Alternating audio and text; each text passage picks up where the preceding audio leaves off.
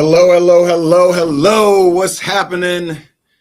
Happy Friday, everybody. Happy Friday, boys and girls. Good afternoon, good evening, and good morning, Alexis. Welcome. You are now tuned in to Starter Bench, the #1 Chelsea-themed interactive live stream on the planet. I'm your host, Matt Marshall, alongside Alexis Janae. Alexis, how are we doing this beautiful Friday? As always, I'm happy that it's Friday, but I am suffering from heartbreak. It has been a very tough week for us. If you Yes. support Chelsea, you understand. Yes, completely understand. We're going to get into it all in a second. I just want to remind you guys that I was not kidding when I said this is interactive live stream. If you want, please scan the QR code, check the pinned comment on YouTube, or you can even go right here. They've got instructions that'll pop up right beneath me. Follow those instructions and you can be tapped in very easily to our live surveys that will be happening a little bit later.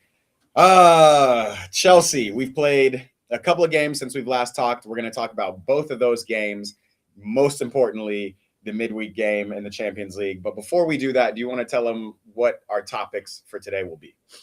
Yes, guys, couple topics that we're going to talk about before we get into the games that we just did. We're going to talk about playing out the back and with Chelsea, with football in general. We'll also talk about our goalie, our keeper, who I think, who is our keeper? Yeah, who I think is our #1. And then we're also going to talk about, like, do we see our top players staying with us if this is our model? That is one of the biggest questions ever, and that's crazy that we would even have to think about it or think about Chelsea players leaving. But we will get into that. First things first, since we last talked, we were headed to the FA Cup. I want to say 5th round to play Wrexham. We went up to Wales. We're not going to talk about this a lot, but any thoughts from that game at all? From the Wrexham game, I just thought, like, our second team should be trusted with this assignment, and that's the most frustrating thing. Is I will say last year when it was UEFA, like when we were in that league, it's like, it's like they would clean it up. It's like we had our second team, they just played, and we really didn't use any of our like main starters until way later. Even Mikhailo Mudryk was balling in the Conference League for a second, wasn't he? Right. Jadon Sancho was balling. Yeah. Like this is where you stat pad all these things. I think it should have been easier. Like I think we made this game harder than it needed to be. Definitely. We definitely made the game harder. This is, for me, again, the only thing I'm going to talk about with Wrexham is that we were so excited to allow some of our injured players and our bench players to go and get their confidence up. And quite frankly, I don't think that game gave any of them confidence. We needed Joao Pedro to come in and save us. We needed to put on starters at the end. We ended up getting taken to extra time to this team that, I mean, good for them. They've risen through the ranks year after year coming from Division 4, but they're nowhere near our level, even our bench's level, even our U21 team's level. So exactly. That ended up being worse off for us. Yeah, I mean, I'm glad we did get the win because an FA Cup trophy at the end of the day would be a big piece of silverware. So on to the next round. But again, that it didn't need to be. We didn't have to overcomplicate that game. It should have just been an easy win. But again, as I've told you before, some of these players shouldn't even be in a Chelsea shirt. Tosin and Badia Shield. We'll get to that. Maybe we should just list certain players down the line. Gosh. We'll definitely do that. It's Starter Bench. I want to say what's up to some of our regulars. Charters is in the building. What's happening from Scotland? Watching in. Adam is in the building. What's up, brother? A true blue. He's been on all the blue streams recently. The homie Joshi, a definite Starter Bench baller in the chat. Appreciate everybody tapping in. Again, remind you, go ahead and scan that QR code. Well, there's no QR code. Go ahead and follow these instructions or check the pinned comment and we'll get to it. All right, let's talk about the big elephant in the room, the big week. Our midweek matchup against PSG. Let me get your honest opinion about the game in general. I feel like we did not deserve this scoreline right here, this result. Do you agree? How do you feel? 100%. I agree. I loved our resilience. When it got to 2-2, it looked like the teams, oh, these are genuinely two equal teams, and we looked better. We were I just like I really do like our style of play under Rafinha, even though this was a game he did mess up 100%. Yeah. But like Definitely. I have enjoyed our style of play under Rafinha. I think it's been more entertaining to see the link up plays. Like, I mean, our passing, it was great. We played really well. I loved our resilience when trailing. And this score line is on the goalie. Let's make that clear. Let's make that crystal clear. Yeah. Do you and I agree with you on Rafinha. I'm starting to see some stuff around him. Do you think that I do think obviously you're a manager, you're going to have to take partial blame for anything that happens to your team. But do you think he should take, a majority or even half of the blame of what took place or the final result? 100%. Okay, so hear me out. Yeah. I'll play devil's advocate a little bit here. Okay. Jorgensen is better with his feet. 100%. You can definitely see he's more confident with his feet. So Rafinha, okay, I understand that you are putting Jorgensen in because he's better with his feet, right, and PSG will press. But yeah, there is no reason with what Sanchez has done this season to bench him in this game after he's already played against PSG. And also, is it so bad, which he also admitted to this in an interview, is it so bad to change the style of play during this press and just kick it long? Is that so bad? What is this like obsession with keeping possession all the time that doesn't necessarily lead to goals? Yeah, 100%. And we'll talk about playing out of the back a little bit more later. But to your point, from a managerial, from a tactic side standpoint, I understand what Rafinha was doing. And let's be honest, for the first 45 minutes, Jorgensen looked like Manuel Neuer reincarnated to a certain extent. Maybe not Manuel Neuer. Maybe I'm going crazy. Whoa. But yeah, man, I'm going crazy. Like even the goal that Barcola saved, and I know like that. He looked shaky from minute 4. Let's be real. I mean, he was a little shaky. He showed confidence with his feet, which was great. But that confidence with his feet did not translate to anything really for us. I mean, it definitely helped us build out and whatever. But to your point, I think Rafinha does need to take responsibility. I get what you were trying to do, bruh. I get what you were trying to do. And maybe if we're a top of the table team and we're you know, like I loved, like, it's just such a, like, two things can be true at the same time. Like, I love the fact that Rafinha wants to play his style, wants to play our style, and I love his style of play. But at the same time, Sanchez, it is very naive of you to put a keeper who has only played 3 games maximum into the biggest game of our season. The biggest game. Crazy. And this is that. And again, we talked about it last week. We saw the writing on the wall. We saw Rafinha start him against Villa. You and I said ourselves, like, all right, we see it, but Sanchez did not deserve to get benched. Maybe there was the talking to. We don't need healthy competition within the goalkeeping area. That is I want one keeper and then a backup if the keeper gets injured. Exactly. We do not need healthy competition in those areas. We need healthy competition in the wingers, in the midfield, but not as our goalie. I think that's also disrespectful. Disrespectful to Ben Sanchez for what he's done. Arguably player of the season.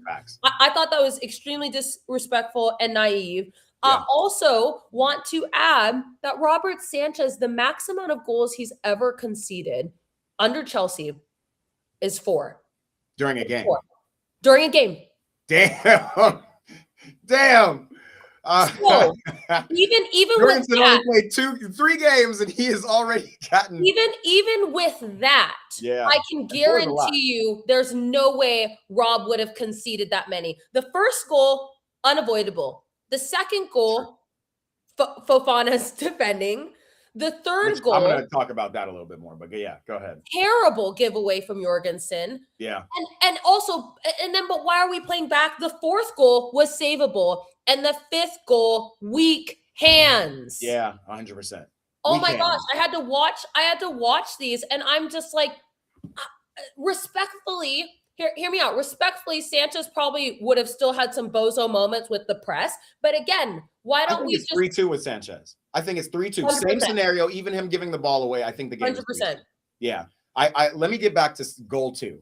To your point, goal 1, unavoidable. Also, like probably 1 in 9 chances, 1 in 10 chances. Barcola, who's probably again, I respect Barcola to the umpteenth level. He's a baller, but he probably has the lowest GA to conversion rate. I know. Like when I think of Barcola, I think of one-on-ones with the keeper, ball out of bounds. I think of ball over the bar. So for the fact that he was able to chest that down, score a goal, claps to you, bro. We move on. We did move on. We scored a goal. Now we're back in it. Second goal, I get it. We're up high in the attack. Kudos to Reece James. I thought we kept, I mean, it was a part of Rafinha's game plan to go backwards and reset.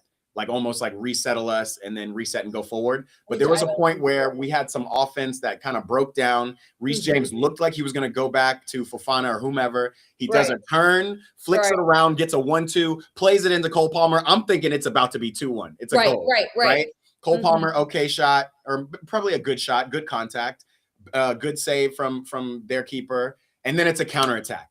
Now, there's two things I thought about. Two things I thought about when this counterattack was happening. One, this is all hindsight. Trev Chalobah ran immediately to just go break down the play. Okay. In hindsight, maybe not the best idea, right? It ended up getting them a one-on-one counterattack with, you know, he got cut around and then he played the ball through and it was one-on-one Dembele and Fofana. But I can't blame Trev at all. And in most cases, I do want you to go and break their counter early. So maybe they make a mistake, play a ball oblong or have to go and reset, right? Okay. Here's the big thing. This is the thing. And you saw, we talked about this last week and I was on his head and I'm going to be on his head because the next 2 goals were a lot his fault. First goal, one-on-one with Dembele. It's a Ballon d'Or player, right? There's not much you can do. Right. But he actually caught up to Dembele. Good speed from Fofana. Okay.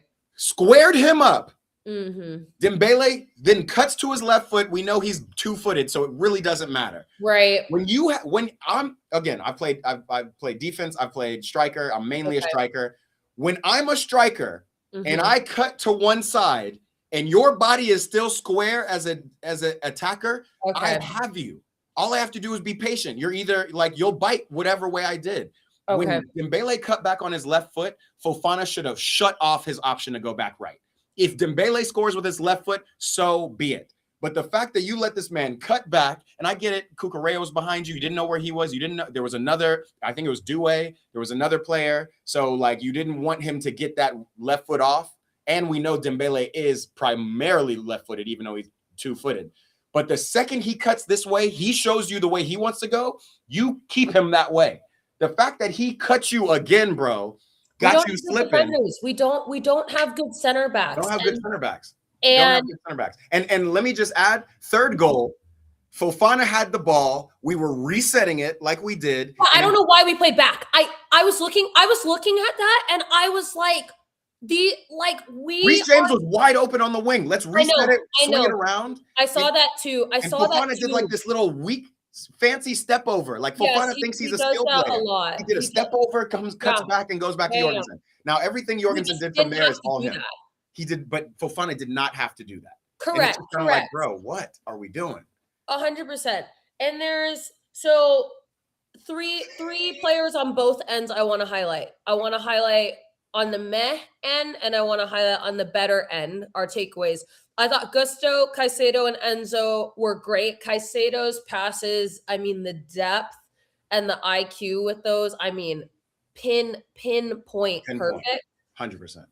Gusto, great goal, good positioning. Good play. I liked him on the wing there.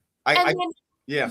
And then Enzo, hear me out. I actually liked his leadership. I'm glad he went off on Jorgensen. Like, what are you doing? Yeah. What are you doing? Yeah. And I thought it was a brilliant, a brilliant goal. We needed that. That was a great goal. Like we've said in many of these streams before, who's the most likely to score a clutch goal this year when we really need it? It's been Enzo for most of the time.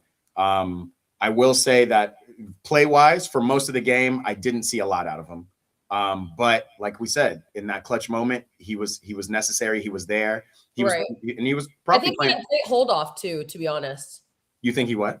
Like great hold off, just like ball retention. Yeah, ball retention is good. And so here's the point too, and we're going to get to the keepers part of it, all of this, but just the thought process of in the Club World Cup, we had a very strategic launching of the ball.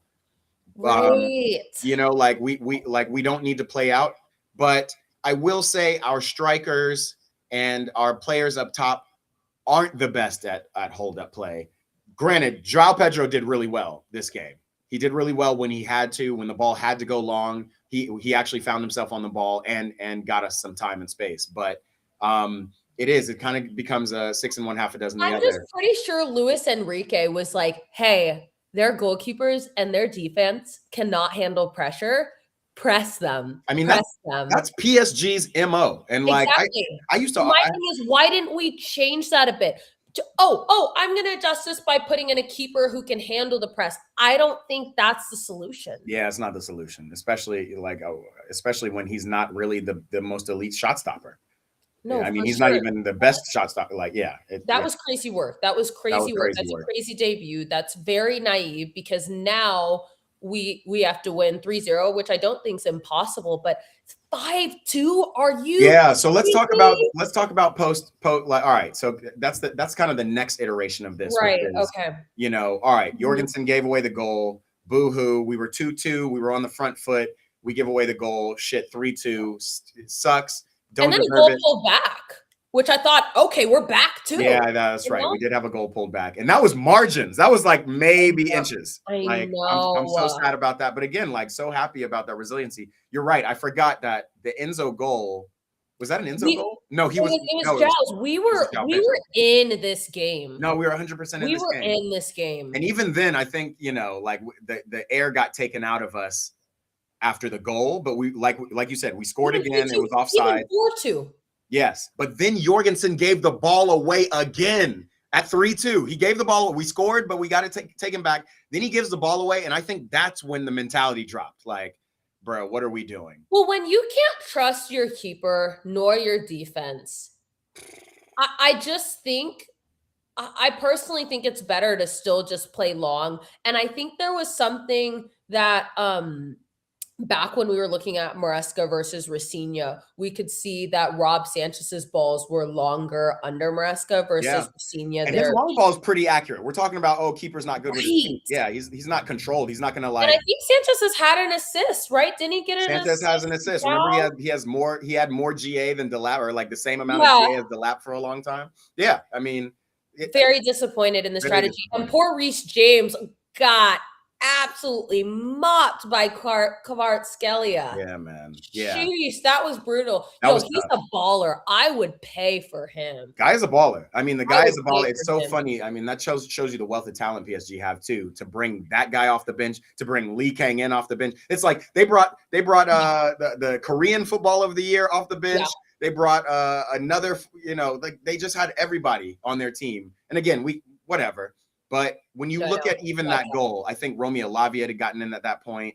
Right. Reece James was guarding him. It's probably, and again, Reece James, I think, is still the best right back in the world. Yeah, I didn't see Hakimi that game, by the way. Right. And I think, as you were saying, like maybe I don't know the last time we've had Reece in the mid in a bit, because we have had Santos, Enzo, and Caicedo. So I don't know if that threw things off a little bit. It shouldn't have, but I don't know. It just seemed a little bit off too. I was a little confused. Like we're not seeing Santos at all. What's going on? Like, no, I know. I think that's weird. I think Rafinha's overthinking too much. Like, just be chill. Get back to rah-rah. Get back to cheerleader coach. We don't need too much tactics. That's what Maresca was messing up on. And we talked about this. We said, is this a tactics game or is this players? Yeah, this is players. Let's I'm gonna take a look at some of these comments, and then I want to just talk about the forwards, and then we'll move on to keepers again. Adam says, I find it unfair that PSG get to skip their weekend game so that they can rest for the second leg, but Chelsea can't cancel Newcastle, or at least move it. I think it's funny, and we heard that before, and it's just crazy what we you know, the differences in league and competition and stuff like that. Yeah, I think the Premier League is just so strict, to be Right. honest.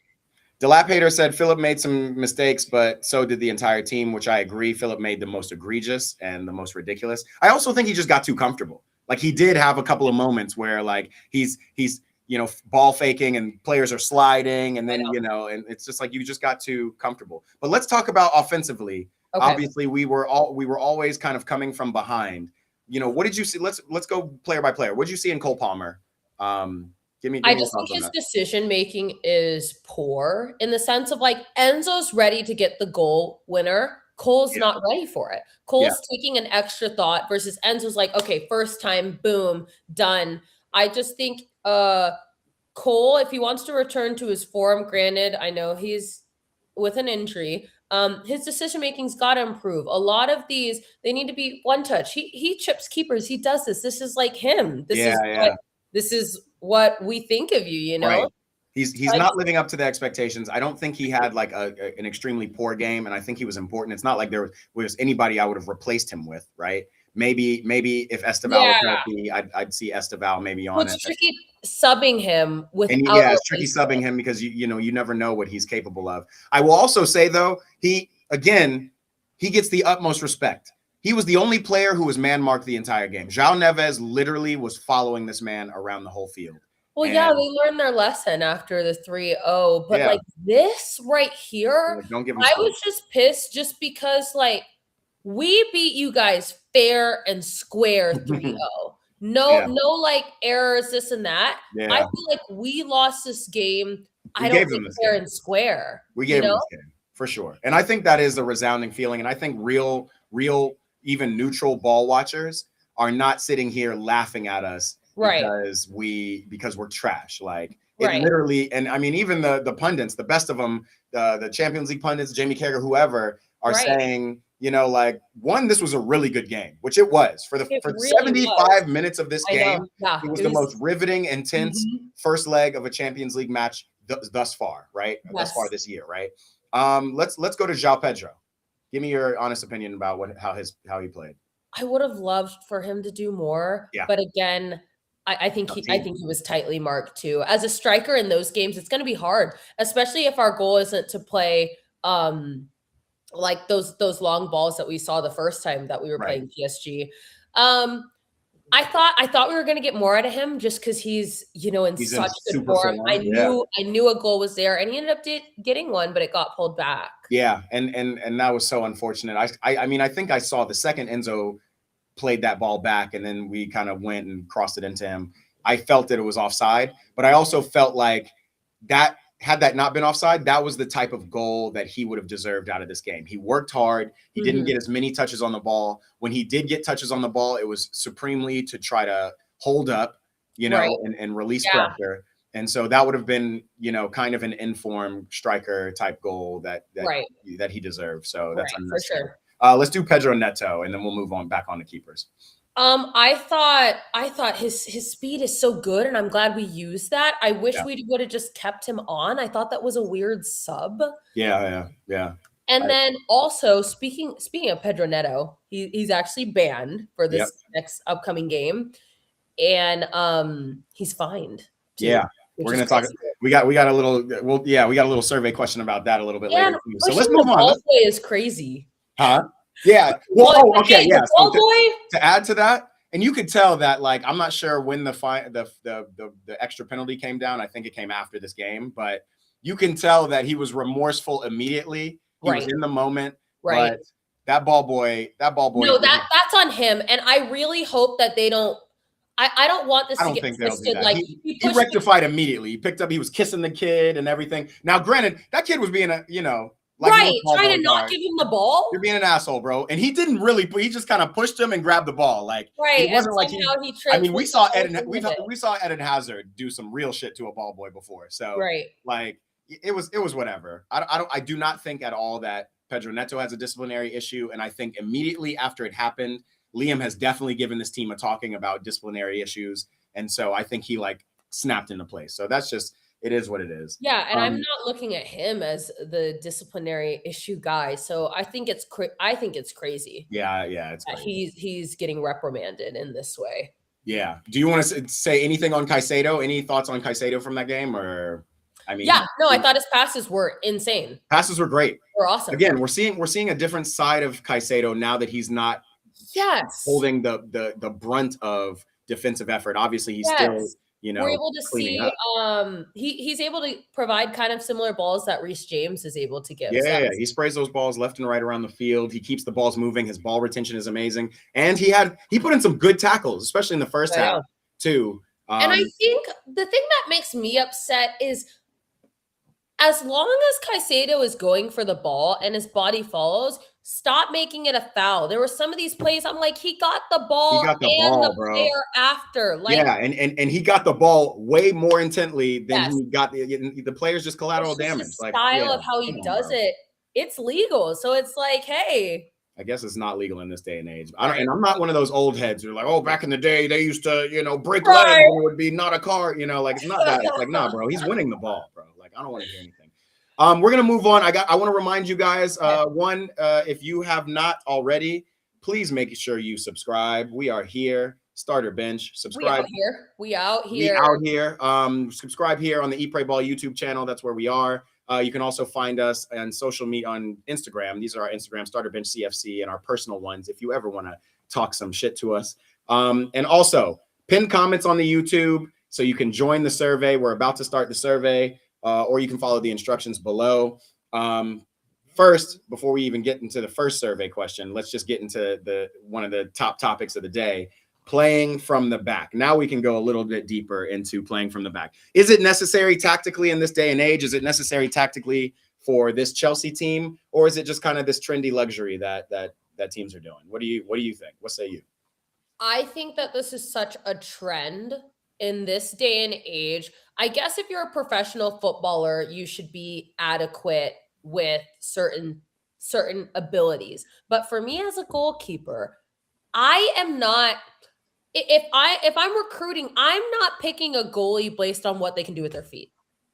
How well? Facts. Yeah, Pep Guardiola. Right. Well, I guess Pep Guardiola actually got Donnarumma, which was weird. That's not my recruitment. But that was actually Luis Enrique. Luis Enrique got rid of Donnarumma because he wanted more footwork, right? So I know. Yeah. So for me, I just feel like this is an unnecessary trend of like how, and because it's used at the wrong times amongst everyone. It's like they're playing risks. It's just risky. And it's just like, oh, okay, now we're hopping on this trend because teams that wouldn't even do it are now doing it. Yeah. Like bottom level teams, lower level teams are like, well, let's just play out the back. This should be, okay, Man City, if that's your thing. Yeah, Wrexham was playing out of the back. Right, that's your style. Why are we trying to adapt to a style that just doesn't fit us and never really has? So I'm over it. Yeah, I am on the fence, and maybe okay, so I see it. Kind of to your point about style, this is Rosenior style. So I will say that. With Maresca, it felt overkill. It felt like you're just being slow around the back, coming out of the back. It doesn't make sense. With Rosenior, it does feel that it is a part of the success of his system. And we are seeing it. We're seeing the midfield play, the ball retention, the Caicedos, the Reece Jameses, even the Enzos coming back. On the Vitinha chip, playing it down the middle, I just don't. Yeah. I mean, again, Jorgensen had some very risky passes. Outside of a game versus PSG, even when Bob Sanchez has been required to play out of the back, he's playing, I would say, higher percentage passes, still out of the back. Like he'll play Chalobah square in the corner flag. And I don't want to see Chalobah with the ball in the corner flag with only one option left. But that is better than Jorgensen, who, again, just got a little bit too he got a little bit too confident. I mean, even with Sanchez, like I just feel like this is an unnecessary trend right now where it used to be a certain style. Okay, this team does it. This is that. Now everybody is like, oh, well, everybody's just trying to, this trendy football thing. Like when Barcelona went ham, or in Spain went ham in 2010, everybody was on tiki taka. It just becomes a Not trend. the jersey bite in the meme. He knew he messed up. He knew Yeah, it. I mean, he knew exactly what he was doing when he was doing it. Bite. And again, even that pass to Reece James through the middle was just risky as hell. It just so happens that Reece James is a really good player and was able to handle that. And that's the thing. Racina is banking on our midfield to be as class as they are to deal with most of this stuff. But we should not be putting anybody in this risky of positions. I will also say that we don't have to. Now, I will also say that Racina said it himself in football, and this is kind of why I like him too, because he said this eloquently. I think I know. He was just like, in football, you have to take risks. Now, I know most of these risks are more for the skill players up front, where there's less opportunity to be countered or to be flipped on your head on these risks. But even in the back, you might have to take some risks to come out. And again, for the first 45 minutes, when Jorgensen didn't play a ball wrong, it looked like the risk paid off. He did in the 4th minute. He literally did in the 4th minute. I'm like, oh my gosh. My thing is, dear Lord. Yes, you're right. In football, you do take risk in the second and the final third of the field. Yeah. Yeah, you're right. You do take risks in that area, not in your own goal. Not in your own goal. I'm just like so upset with it because it's also boring. Right. Playing out the back, seeing, oh, this is how we can do it. Cool that you can do it. Just because you can do something doesn't mean you should do something. Facts. Shout out John234. He says playing from the back is not necessary. Depends on the opposition, which I think is fact. Dilapator says you don't need to play from the back. You just saw FC Midland. We saw them in the in the Europa League. They didn't even have possession, right? They didn't have there's teams that don't have possession all game, and then they swerve balls in and they score. Like that's a certain way to play. That's obviously not the way we play, but playing out the back reduces the stylistic variety in football. Facts. I want a shot stopper. As Adam says, as a Chelsea fan, he wouldn't say that Bob Sanchez is world class, but he has been making some astonishing saves, which I agree with. Bob Sanchez is a shot stopper. We've said it before. So most people benching, playing out of the back. Let's go to the next topic, and then we'll get off keepers for a second. But while we're on Bob Sanchez, literally two streams ago, we were saying that this man was going to be our potty, our player of the year, our POTY. and then he gets benched. No, I know. That, again, I think... That's just naivety of I think that's naivety in the sense of like, Racina, your job right now is to get us through the season. Yeah. We're trying to qualify for Champions League, and we want to see how far we can go in the Champions League. Those are your two jobs. Yeah. When summer hits, you can really reinforce, redo this and that. Yeah. Because this is what we are asking of you. There's no reason Jorgensen, he's only played 3 games. Know your personnel. Personnel. And Sanchez has done so much that I just think, way to kill his confidence. That's what I'm most afraid of. I'm most afraid of that he gets back on. Now, again, granted, like I will say this, I've said it before and I'll say it again. 2 things, actually, and I'll say it from Sanchez's standpoint first. In Arsenal, he looked so sketchy that it did raise an eyebrow.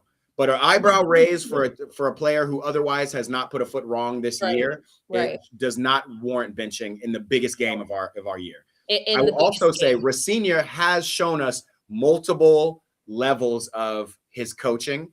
He has shown us park the bus Racina, which I never want to see again, to be perfectly honest. Right? We saw that against Arsenal in the second. No, thank you. I want you to just put our team out there and go for it. Mm-hmm. We've seen just go for it, Racina. We've even seen game management, Racina, which is putting all the bench players on the field to just see out a game to which we get scored on. We've seen that too.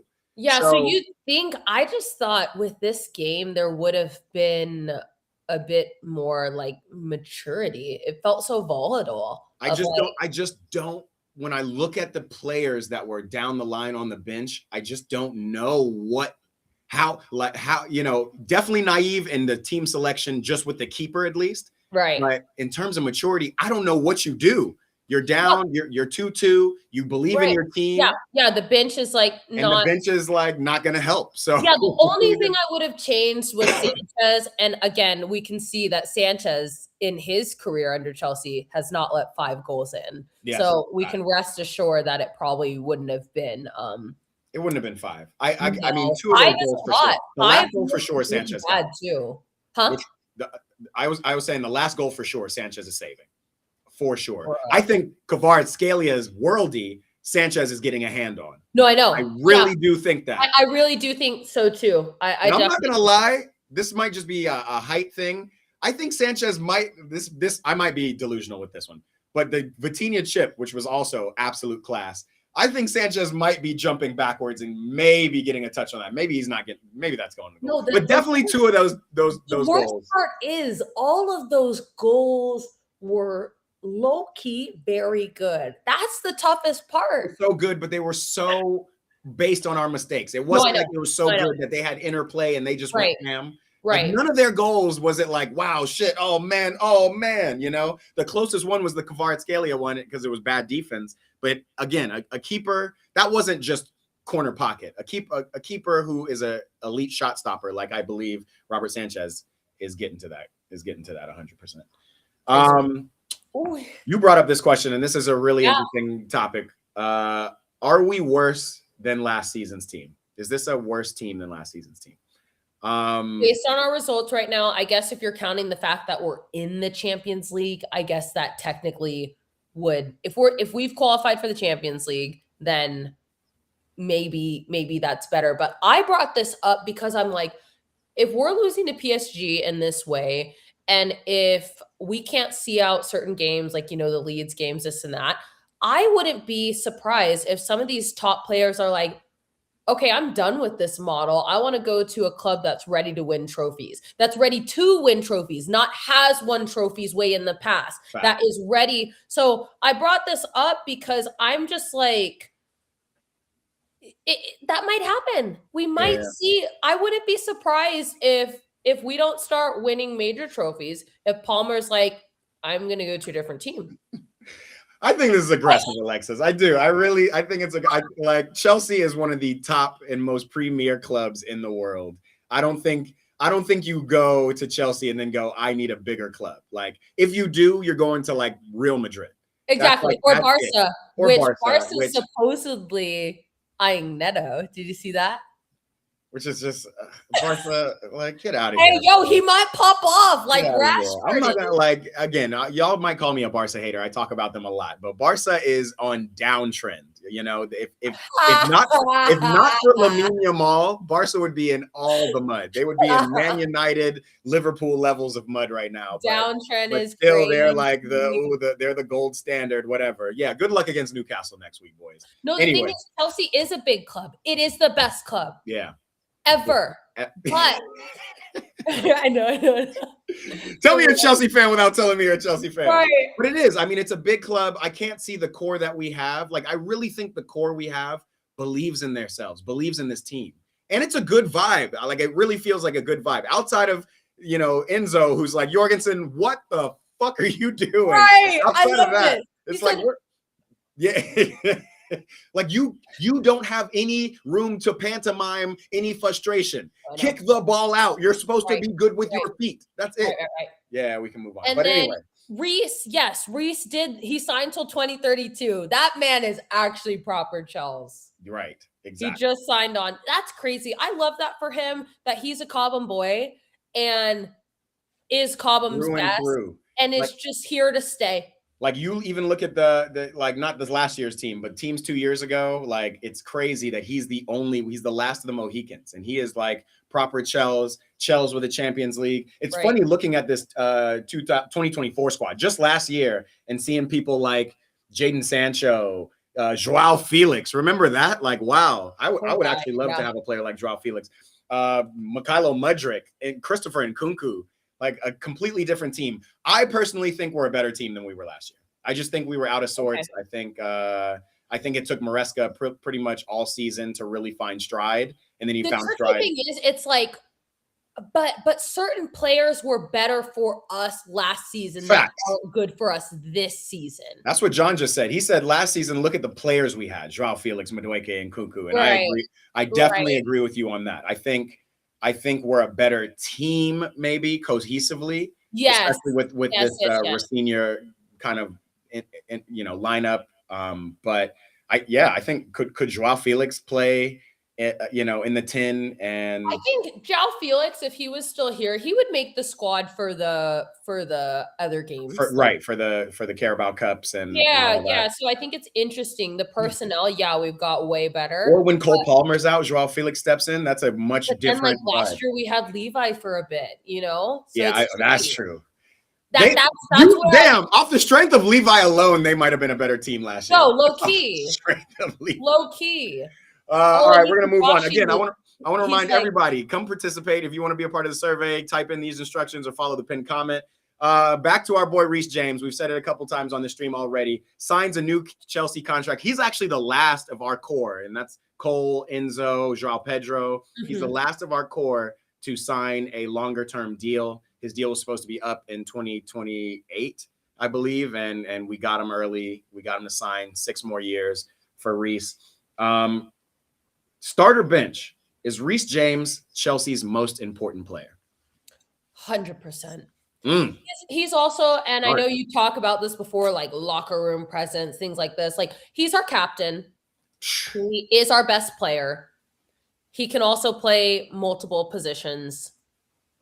He's young. He's young enough in the sense of like we've got seniority with him, but he's also young enough that like he's gonna last till 2032. For sure. And he's been there. Like, to your point, locker room presence, but experience. Like, he's been there. He can be like, yo, I've been in the Champions League. We've been down. We were down against Real Madrid. We've come back. Like he can speak to that. And I like the way he speaks to the players. I like the way, and makes them thank the fans. And makes them clap the fans. Speaking of which, let's keep it switching. Reece James is proper Chelsea. So happy to have him back. We're gonna do this one really quickly. Pedro Neto. So he was given an added fine for abusing the referee, cussing at the referee after he got that red card, that stupid red card. £70,000 he's fined and a game ban. He's going to be missing for this game against Newcastle this weekend. Did he deserve it? Starter bench. I think that's so harsh.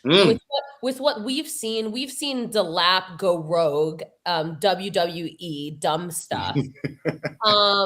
We've seen. Well, $70K. I think that's a rather expensive fine, even for these millionaire ballers. Yeah. I think that's. I don't know. I think that's really harsh because Pedro Neto, if anything, I feel like he works really hard for the team. Sure, you might not rate him some games, but I think he works very hard for the team. Yeah. I don't know. I don't know if he's losing it. He just doesn't strike me as like arrogance attitude that actually used to be like Garnacho's issue, which we haven't really ever seen. I haven't felt any of that, actually. You're right. I just think that's strange that, now we're actually reprimanding players to this severity. Yeah. And we got some people else in here who say he deserved the punishment. I do think it's harsh. I think it's harsh based on the fact that you're fined that amount and you're missing a game after already serving a match game ban, which is regular red card. I think that's a bit. I will say for this specific incident, again, like when I compare it to what he did against PSG midweek and he pushed the ball, it was another heated moment, but he like immediately kind of apologized. Apologized. And I think that versus, one, he got the yellow card for dissent. We didn't even know he got the yellow card. That was stupid. The tackle was stupid. Then you get a red card and then you compound it by sitting here trying to talk to the ref. Go down the tunnel, bro. So for those reasons at all, I could see why maybe he deserved it, why maybe he deserved it. It's not really affecting us completely. I mean, we'll see how Newcastle set up, but he's obviously atoned for it immediately and he's moved on and he's going to try to show the world that he's not that type of player, which I agree with you. I don't think he's that type of player. I've just never seen that, to be honest. So this has been weird and it's unfortunate. It's happening back to back. It was almost like, hear me out. I know you back Jackson. I will say this is kind of like that, where like Jackson kind of went through a series of unfortunate events, like getting back to back those red cards. Yeah. And it just like, it was It the just catalyst. compounds. It compounds. And that's why I liked seeing out of Neto at PSG. He is desperately trying not to compound it. You know what I mean? Like he was still emotional in the game. Nicholas Jackson, he would have pushed the again, unless Liam, would have talked to him and he would have gotten some immaculate, something, but he would have pushed the ball boy and then, threw his hand up like that guy's diving, because the ball boy did dive. Ball boy started grabbing his face, doing all kinds of ball boy, he knows exactly what he's doing. He's going to show his friends at school, hey, look what I mean, he's famous now. Man is famous. He's bringing his jersey. He knew exactly what he was doing, and I hope that they're able to see that. I really hope they are. Come on. The Lap Hater says, I don't know what he was fined for since he plays for Chelsea. He definitely deserved it. Okay, I did not mean to highlight that comment. Unnecessary. Again, his name is the Lap Hater, everybody, and it's not that bad. I guess I hate on the lap too. Let me just highlight John's too. He said, to me, the discipline issue in the team is really bad. We need something that will make players come to their senses. I feel like Liam has given them a real talking to, because just based on Neto's behavior, I think Red Card FC is almost as unwarranted as the final score of that PSG game. It's like, which is also why when we go back to that question of like, are we better or worse than last season? That's something to take in mind. Last year, we were not having outbursts like this. Maybe because we had Unk as our manager. Yeah. Yeah. But again, even then, we had random shit that would just happen. Joao Felix got this random red card and 3-match ban. It was just we're aggressive. Yeah. Starter bench. This will be an interesting one. I'm sure people will pipe up on this one. Philip gotta go. Philip gotta go.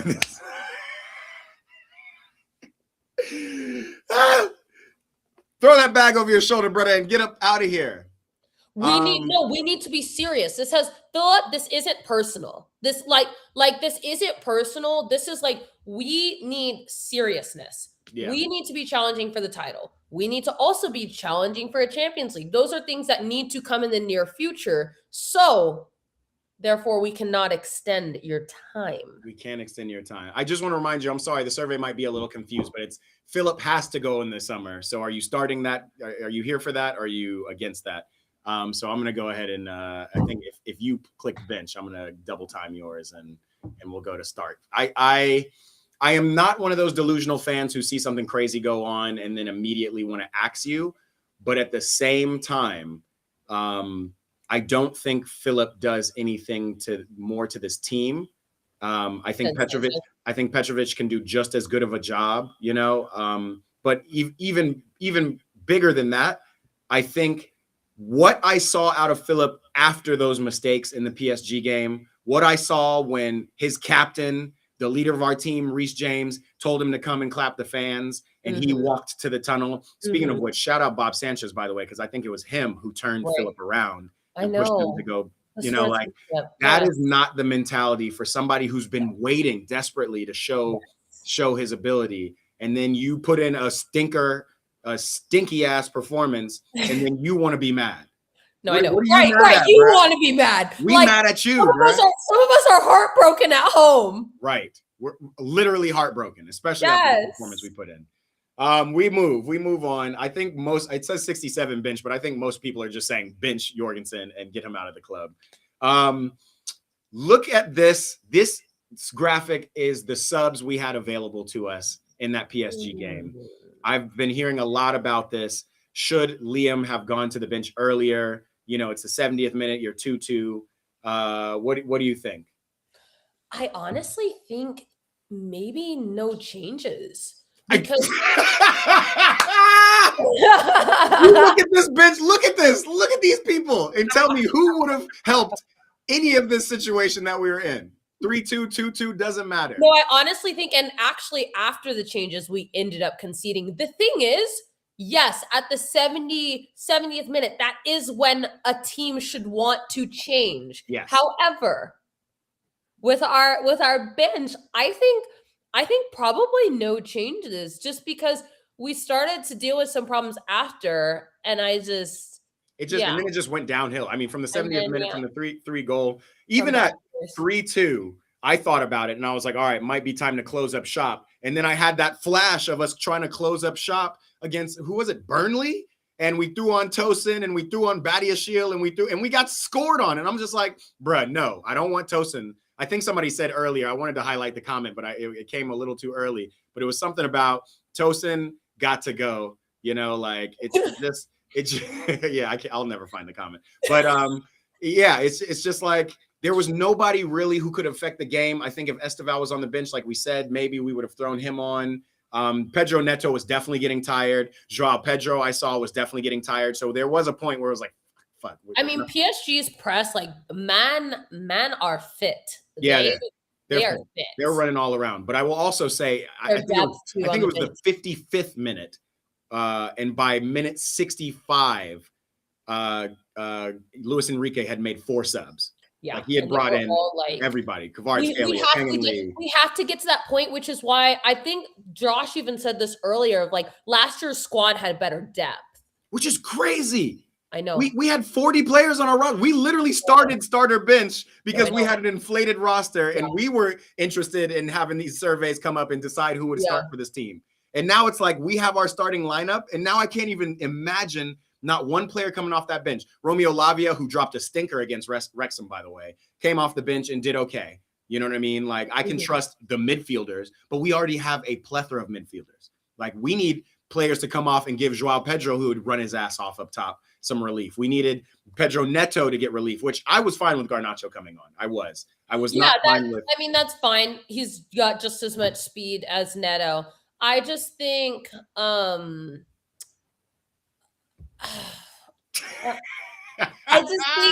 I just think when you look at PSG and you look at their subs, the fact that you can choose between Barcola and Kvaratskhelia, like you get the choice between those two, like they're both ballers. Like we have to get to a point where we are serious. Yeah, we're just not serious club.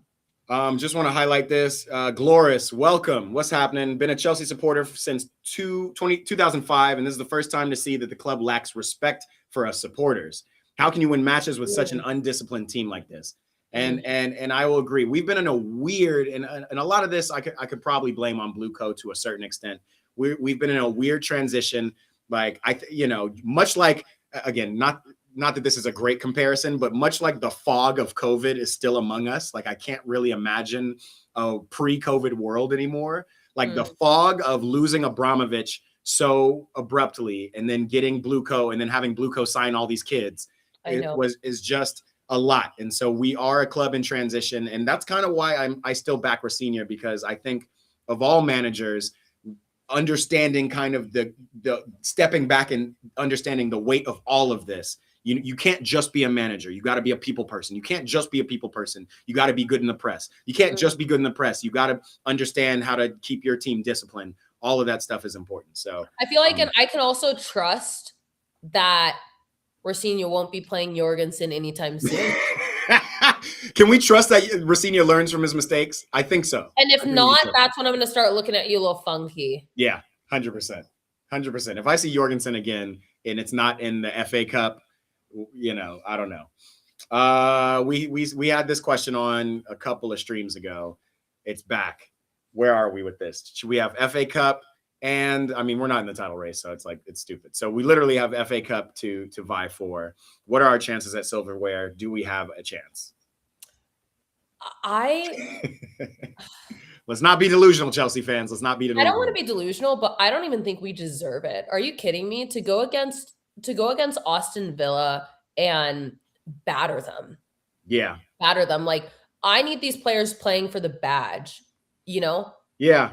I need them playing for the badge. I want it. You see the performances. You see the quality. You see it. Like, again, we did not deserve to lose to PSG. You see it. Yeah. We are just top. And I agree with Racine. He does very well in his conferences. He goes, we are so close to being an outstanding team. It's true. It's true. We are so close. But I just don't trust our boys. It's just a consistency, and it kills me because I see Villa and I'm like, okay, I'm hyped. I see us against PSG. No one could have told you we would lose 5-2 at at the 70th minute. No, not at all. The other teams that are left in the FA Cup, we actually play Port Vale. You know, I'd start Jorgensen against Port Vale. Man City plays Liverpool. Southampton plays Arsenal. West Ham play Leeds. That's the quarterfinal. So just in terms of the teams, there is a possibility, right? Let's say Man City and Liverpool knock each other out.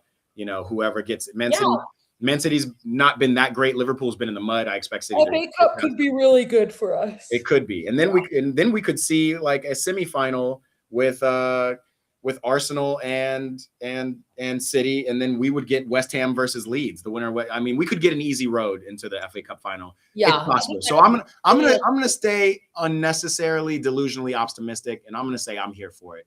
We need that. We still have a chance to win silverware. So I'm gonna we need that. Let's get that. Need that. Let's get that. Need that. Moving on. That's it. Starter bench, guys. Great. Great. Right. Great. What a great ride. What a week it's been. But again, like the way football works is like you live to see another game. I put out, more of a facetious video on our channel, on our Instagram channel about like Newcastle. Newcastle really does have enough to beat Barcelona. Maybe not at Camp Nou. But we don't need to be stressing out this weekend. Neither team does. So like, could we play bench players this weekend? Like, could we? What are you saying? No. I just like we are still in the top 4 race. Newcastle's not. Newcastle has literally nothing to play for except for the Champions League. No. We need to be thinking of qualifying for the next Champions League. No, for sure. Like we need to win this game. This is a way more important game. But that means way important because Man United and Villa play each other. So we need to win. We need to win. We cannot afford to tie. If we tie, we're at 49 points. And if one of them win, it's terrible. That would be terrible. No, we need to win. This is literally our opportunity to jump. Right. So tomorrow is our biggest game now of the season. Yes. Tomorrow's our biggest game of the season. We need to win. So the remontada thought process, that's what the question I was looking for. I had a remontada question in there that I missed. I'm sorry, guys. But remontada, are we just throwing that to the wind? Starter bench on remontada. We can remontada if we handle this playing out the back. If he doesn't want to change that, no remontada. If he can change that, then yes, because PSG plan to press. They're not gonna let us breathe. They're not gonna let us breathe. They're gonna be on our throats in the first half. And we'll be at home. I've seen some magic happen at Stamford. I think remontada. We've beat them 3-0 before. We have beat them 3-0 before. Still do some dumb stuff in the back. I just think we beat them 3-0. And again, like, let's not make it seem like he's the biggest player in the world, but we had Levi Colwill. And with the center backs we have, and even Bob Sanchez, I can't see a remontada. Unfortunately. I'll be delusional on the FA Cup trophy, but I'm not going to be delusional on the remontada. Had it been 3-2, 4-2. 3-2, 4-2? Even 4-2. I'm good. 4-2, remontada. 5-2, no. 5-2. Maybe they'll get cocky. Maybe they'll play their bench player. Yeah, maybe they'll play their bench player. Scalia and and those guys. Maybe they'll like their bench is just as freaking good. I know. Tough. That's been Starter Bench, guys. As a reminder, if you're new to the stream, we do this Fridays at 11 a.m. Pacific time. Make sure you subscribe to the channel. Click on those notifications so you don't miss a beat. Sometimes we do it on Thursdays if we have schedule conflicts. You can also tap in with us on Instagram at Starter Bench CFC. And these are our normal handles. Yeah, man, it is Matt and Alexis, always giving you what's new. And what's blue, guys. Big game against Newcastle tomorrow. I'm going to be streaming it, definitely. So if you guys participate in my live stream watch parties, come tap in. Otherwise, big game tomorrow. And then a midweek, we will see what we'll do. And then catch back up with us next Friday for another Starter Bench. We will see you later. Happy Friday, boys and girls. Bye, guys. See ya. He said, holy delusion. Peace out, guys.